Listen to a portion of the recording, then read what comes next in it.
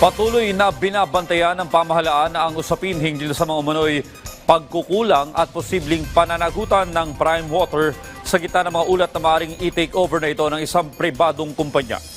Ayon sa palasyo, nag-uulat na sa Pangulo ang Local Water Utilities Administration kaugnay ng kalagayan ng prime water bilang water concessionaire. Sinusuri rin ng ahensya ang mga umano'y lapses at liabilities ng kumpanya para matukoy kung may pananagutan ito sa ilalim ng umiiral ng mga batas at kasunduan. Depende nila sa mga dokumento at ulat na maiipon ng luwa kung mapapanagot ang prime water sa mga nireklamong kakulangan sa serbisyo. Samantala, tiniyak ng luwa na may mga hakbang na isinasagawa para maprotektahan ang mga apektadong consumer. Ayon po kay Attorney Joyce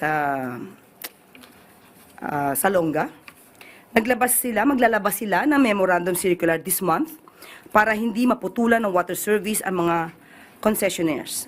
Ang mga consumers po ay hindi dapat singilin kung wala naman po talagang serbisyong na ibibigay ang prime water. So, hintayin po natin ang memorandum circular na ilalabas po ng luwa patungkol po dito.